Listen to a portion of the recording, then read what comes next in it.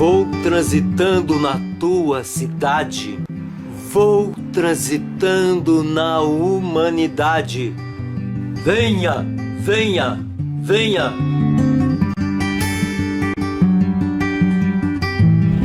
Hoje é dia 18 de novembro de 2023. Prazer imenso. Vamos entrevistar Jereba Barreto no Bar do Frango. Ele vem fazendo um lindo trabalho cultural de resistência. Viva a cultura, viva a arte cultural brasileira. Com vocês, Jereba Barreto.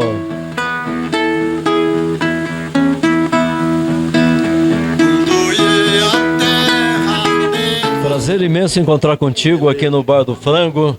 Jereba, fala qual é o seu nome? Meu nome mesmo original é Winston Geraldo Guimarães Barreto. Nasci em Monte Santo e nasci no tempo da guerra, da Segunda Guerra, e meu pai era fã do Winston Churchill, aquele inglês, e botou o meu nome primeiro, o nome dele, Winston, e o nome dele era Geraldo, aí ficou Winston Geraldo Guimarães Barreto. Depois virou Jereba Barreto. E o que quer dizer Jereba?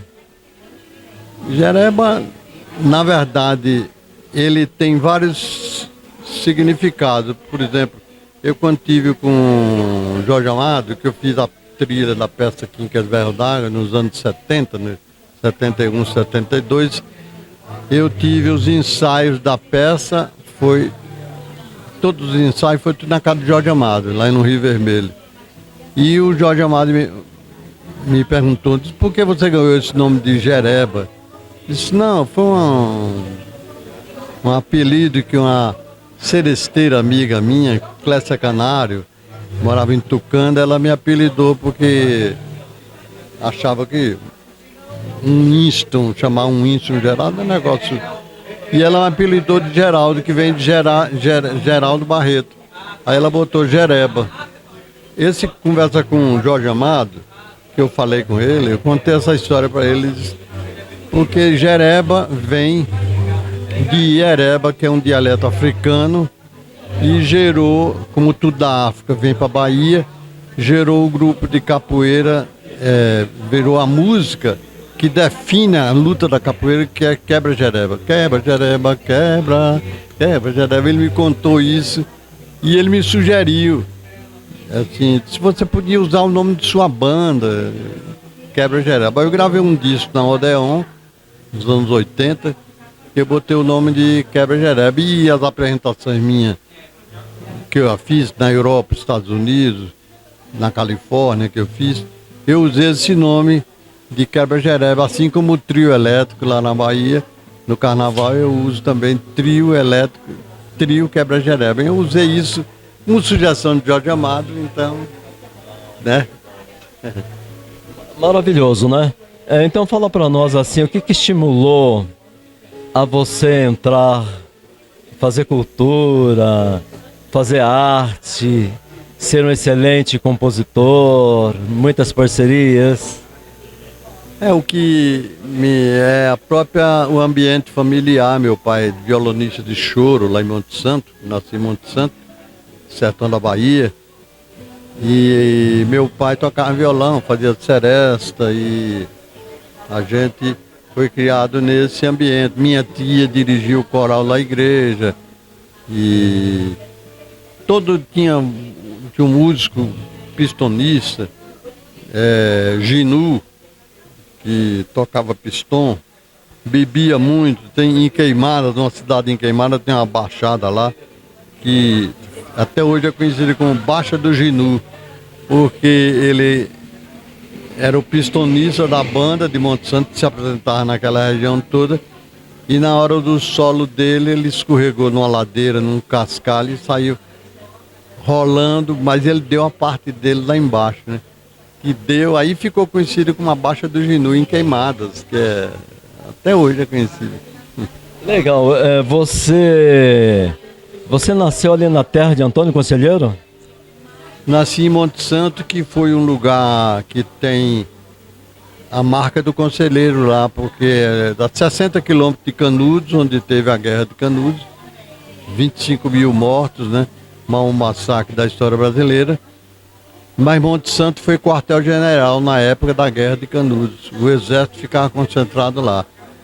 E o Antônio Conselheiro, antes, ele veio peregrinando pelas estradas lá do Ceará e parou em Monte Santo, e os fiéis dele fizeram a primeira subida da escadaria, que Monte Santo tem 27 capelas, representando a Via Sacra, e 2 igrejas em cima. Então, a primeira subida foi o Conselheiro que construiu junto com, na pedra mesmo assim, junto com os fiéis dele. Depois daí ele foi para o Belo Monte lá, que é 60 quilômetros, e construiu Canudos, que é uma cidade com 5.100 casas, e era considerado, na época da Guerra de Canudos, em 1897, considerada a segunda maior cidade da Bahia. Só tinha a capital, Salvador, e a segunda maior cidade era lá de Canudos, né? Jereba, por que que os portugueses tinham tanto receio de Antônio Conselheiro? Todo mundo tinha receio porque é o seguinte: o Conselheiro era um socialista nato, né? Um idealista, né? Então ele pregava o bem, dividia o bem, tanto que a revolta, o poder constituído na época, invadiu Canudos com 12 mil homens para massacrar Canudos, foi porque as pessoas que moravam ali, 25 mil pessoas que moravam ali em Canudos, e foram morar foi porque eles tinham trabalho escravo, trabalhava para os poceiros, para os fazendeiros, não ganhava nada. Aí chegou o Conselheiro e começou a dizer: não, nós temos que dividir o pão, então vocês vamos lá para uma cidadezinha que eu estou construindo, que era o Belo Monte, e lá todo mundo é dividido, então você chega com o que você tiver na mão, e de tarde você já vai ter sua casa, né? Então o cara chegava lá com os trem dele, e quando era de tarde ele entrava na própria casa de taipa, todo mundo construía para ele. Era um regime comunitário, assim, um exemplo de regime comunitário. E o Conselheiro era odiado pelo poder, né? Os generais, o pessoal da República odiava ele, dizia que ele queria a monarquia, mas ele, na verdade, ele queria pegar a igualdade na região. Por isso foi massacrado e morto em 1897, mas basicamente é isso aí. Você escreveu um livro sobre Antônio Conselheiro? Não, eu tenho discos, o meu barato é discos. Eu gravei em 1897, no centenário da Guerra de Canudos, um disco chamado Canudos, que foi uma produção aqui do CPC UMES, e nele tem um Olodum, tem várias figuras que trabalharam nesse disco, um disco muito importante. Eu fiz um disco orquestrado, então uma coisa até pretensiosa, porque eu achava que Canudos merecia uma coisa assim. E tem muita gente famosa, tem participação de Marlui Miranda, tem o Olodum, tem Nailô Proveta, grande instrumentista da Jazz Sinfônica. E nós fizemos um disco assim, à altura do centenário da Guerra de Canudos, né? Como chama esse disco? Canudos. Depois, em 2002, eu gravei outro também temático, lembrando o centenário da grande obra de Euclides da Cunha, Os Sertões.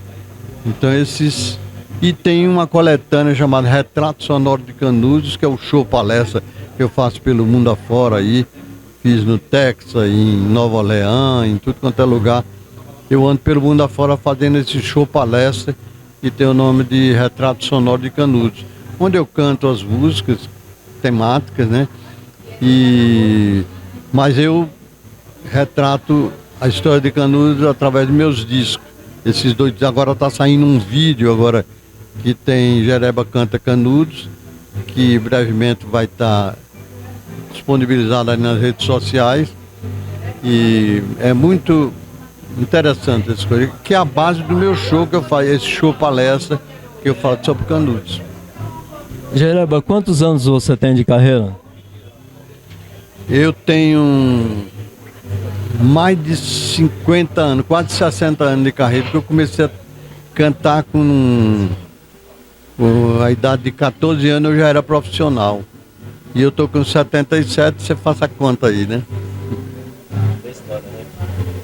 Muitas parcerias, Jereba?